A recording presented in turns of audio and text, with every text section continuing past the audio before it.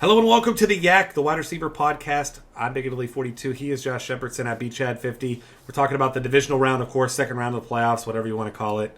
But we're talking about some top options, and if you're targeting wide receivers this week, it might make sense to target the worst defense. And call me biased all you want, but the Pittsburgh Steelers defense is easily the worst remaining of the 8 teams. And Demarius Thomas of the Denver Broncos, doesn't matter how much of a noodle arm Peyton Manning may or may not have, how many lame ducks he may or may not throw this week.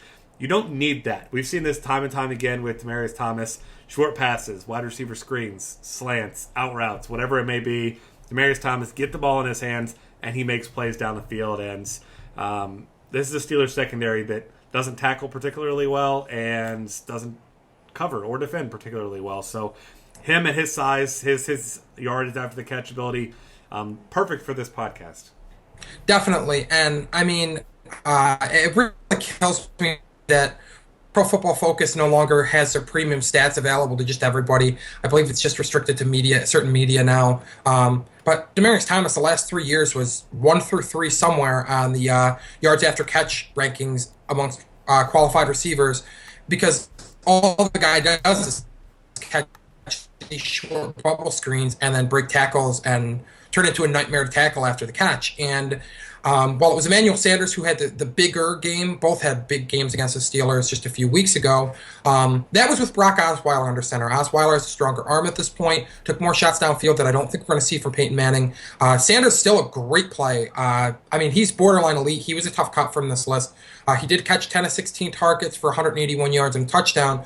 But with Peyton Manning back under center, I think Thomas is going to be the receiver to own. Manning's made hay the last few seasons just by these short bubble screens to Thomas and letting him do his thing after the catch. And at Thomas's size, it doesn't matter. Like you said before the podcast when we were talking, it doesn't matter if you know it's coming. If you've got 3 inches on the guy defending you, you just throw a jump ball and you're not going to get to the football. The corners don't have the size to do that. And Thomas is a great matchup this week. Pro Football Focus projects him to draw Antoine Blake in coverage. Blake ranks 115th among cornerbacks at Pro Football Focus and 8th in coverage.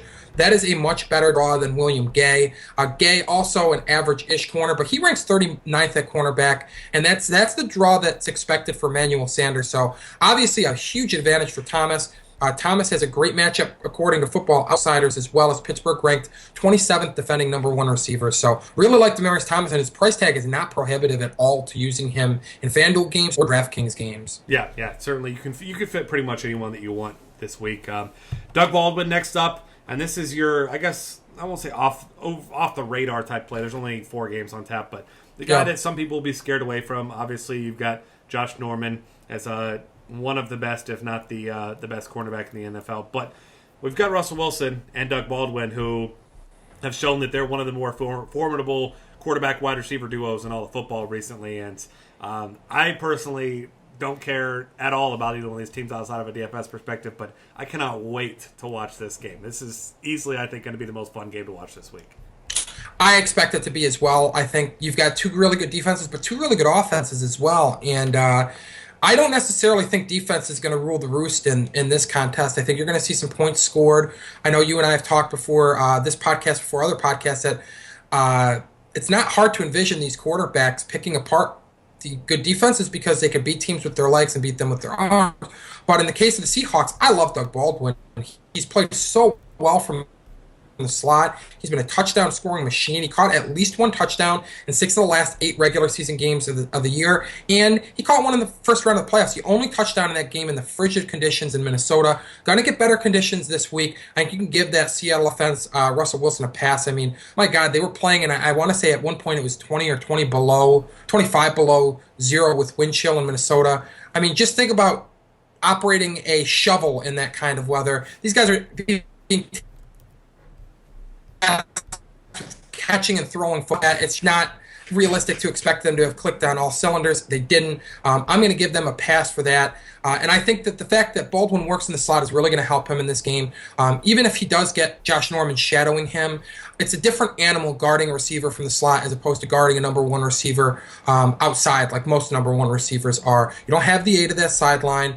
I know one big factor that former players, former media members were talking about, or media members were talking about when the Panthers faced both the Giants and the Falcons is how often are Julio Jones and OBJ going to line up in the slot? Because it's just a different animal. So you got more field to work with. I don't necessarily think Norman's going to shadow him the entire game. I think he'll probably be tasked with guarding him in certain places on the field, maybe around the end zone, on certain situations, third downs where they need to clamp down.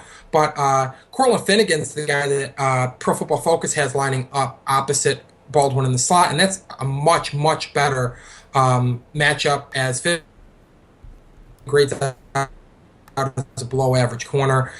Between Baldwin's ability to catch touchdowns, the regular looks that he's getting, the fact that he's cracked 40 yards or more every week since the bye week sets that floor really high for him. And I mean, when you're looking for cash game plays, you're looking for a high floor, and Baldwin's got about as high as they come right now. Yeah, and I mean, even if he just, I mean, he's the primary red zone target too, so even if he doesn't have a big game yardage-wise, could certainly get a couple looks down there in the goal line.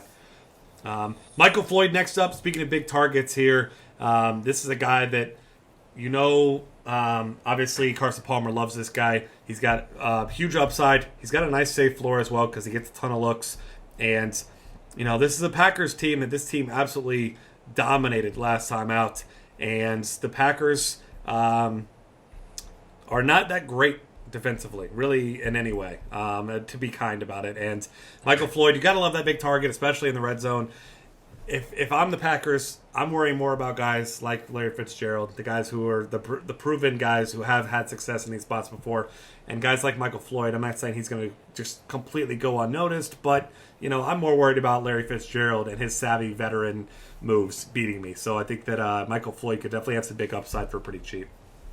Well, and the beauty of this Cardinals offense is you can want to take away whoever you want to take away. They've got depth for days. They've got guys everywhere. You really just can't focus on taking one guy away, and that leaves a guy in Michael Floyd who has a monstrous size advantage on Demarius Randall, who PFF projects to cover him. Randall checks in at 5'11", 196 pounds. Floyd's 4 inches and 24 pounds taller. I mean, you can be shadowing a guy. You can literally be on the guy perfectly. And with that kind of size advantage, it doesn't matter. If Carson Palmer throws a good ball, that is Michael Floyd's football. I don't care if Demarius Thomas is under Michael Floyd's jersey. That is Michael Floyd's football. I love to find size advantages like that. They're especially useful in the red zone. But Floyd's been just red zone threat. In the second half of the season, after the Week 9 bye for the Cardinals, Floyd had 4 games besting 100 yards receiving. And one of those games came against this Packers squad. In Week 16, he went off for 6 receptions for 111 yards. So he's getting yards, he's getting receptions. He's always a red zone threat based on his size alone. But he has caught some touchdowns this year. And if you believe that Floyd has surpassed Larry Fitzgerald for the number 1 receiver duties on this team based on the production down the stretch, it's worth noting that the Packers ranked 22nd defending number 1 receivers according to Football Outsiders. So definitely something worth keeping tabs on. Also something worth keeping tabs on, Sam Shields is in the NFL's concussion protocol. If he happens to be out, that's going to bump everybody up a peg, and that means whether Floyd continues to draw Randall in coverage or he draws whoever the next man up is, that's going to hurt that secondary as a whole, and that's going to help a guy like Floyd. Yeah, that's a really good point there. So keep your eye on that here. It's early in the week now, but obviously as we move forward. Danny Amendola next up. Obviously we know the Patriots love that short passing game. You've got guys like Julian Edelman. I guess you have Julian Edelman coming back from a foot injury, which you and I were talking, Kevin Durant, other similar athletes with foot problems that kind of rushed back sooner, but obviously sooner than they should have been. But obviously the Patriots need Julian Edelman, but also some rumblings on Twitter that maybe they've been looking at free agent receivers. So that tells you right there, they're not at least 100% confident that Edelman is completely back. And Amendola certainly has a nice floor and big upside, and that Chiefs pass rush certainly going to give Tom Brady not a lot of time to throw the ball. Going to be a lot of short passes, and Danny Amendola thrives in that short passing game.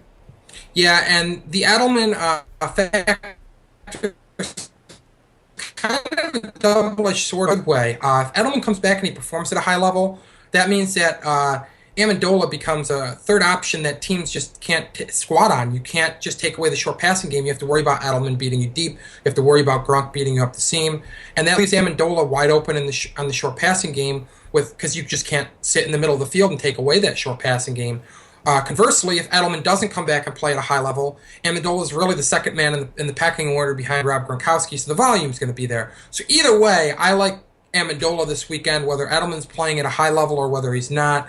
Amendola had two of his best games playing with Julian Edelman earlier in the season.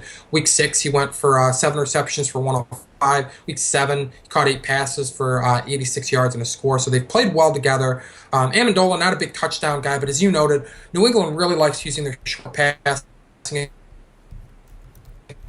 attack. And with LeGarrette, I mean, they've got Steven Jackson as a runner. They've got Brandon Bolden as a runner. They got James White as a pass-catching back, but they just don't have that running game to lean on. So they kind of go to this de facto running game, which is the short passing game, and that helps a guy like Amendola, especially on a site like DraftKings where, you know what, a 5-yard reception worth 1 point on FanDuel, worth 1.5 on DraftKings because you're getting that full point per reception. So do like Amendola a little bit better on DraftKings, but even at 6,200, the hypothetical line I threw out there to you before the podcast was 8 for 80, I believe, which is well within reach. I mean, 10 reception, not anything crazy, but you get your 4 points for the receptions, you get your 8 points for the yardage, 12 points at 6,200. You live with that. That's not too bad.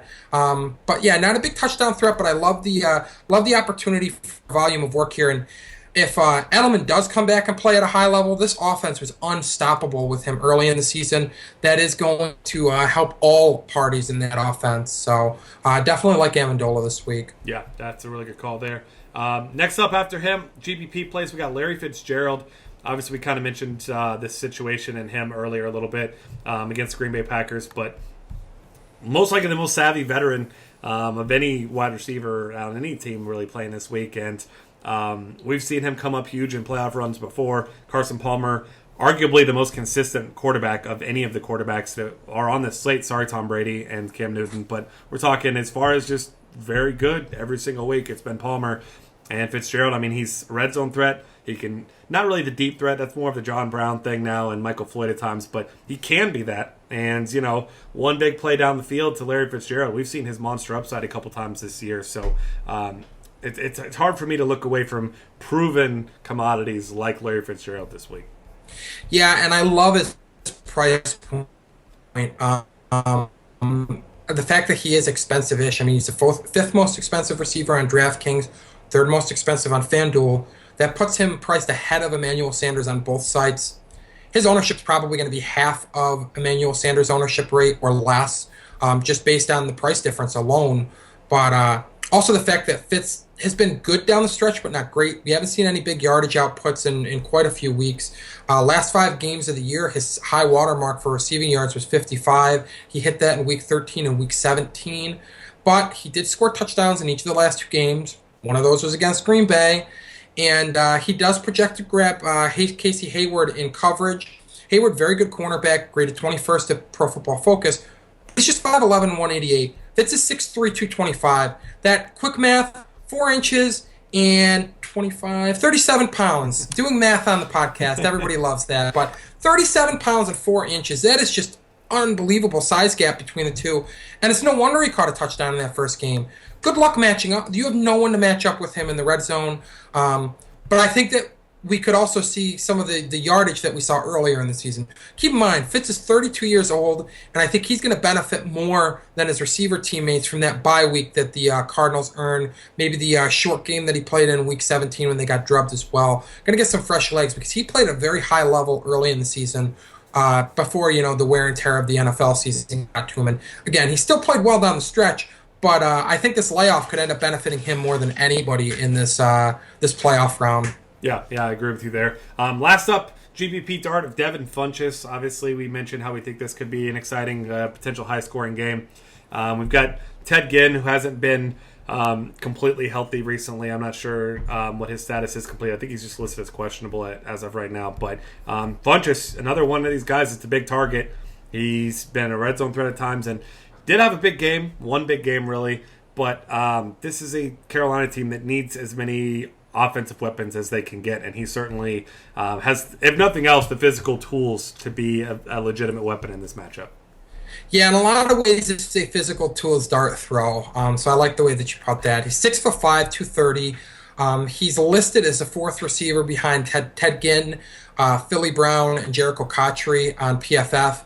But Funchess played a ton of snaps in the final game of the season, had his first 100-plus yard receiving game with 7 grabs for 120, caught touchdowns regularly towards the end of the season, and he got off to a slow start, didn't make the transition to the NFL very quickly, but he played at a much higher level in the second half of the season, and the receiving grades at Pro Football Focus noted that. So I like the fact that not only was the production there, but PFF also backed that with their advanced analytics.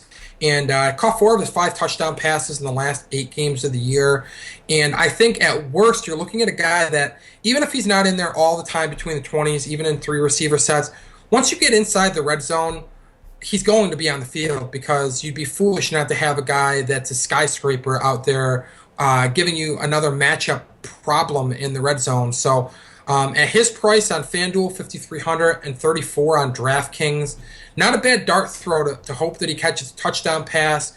I mean, even if you get 2 for 20 and a touchdown, that's gonna work pretty well at 3,400 on DraftKings and 53 on FanDuel. And I'm not saying that that's a ceiling by any stretch. The scary thing with Funchess is that he is exactly what you're looking for in a GPP player, in that with that ceiling comes a very low floor, and that is going to end up driving down his ownership rate. I think he's going to be one of those few receivers that's owned on under 10% of rosters. I mean, when you've only got 4 games and only X number of 8 teams to pick from, everybody kind of gets that inflated ownership rate. Finding somebody that's that low owned is very tough to do, but I can't see Funchess checking in with much higher than a 10% ownership rate at the highest. Yeah, and it doesn't hurt that he's going to have the eventual MVP, Cam Newton, throwing him the football this week either, so... All right, that'll wrap things up for us here. Hopefully helped you out with some wide receiver options. Find us on Twitter at DF Cafe. Subscribe to our YouTube channel and check out all of our other content at dailyfantasycafe.com.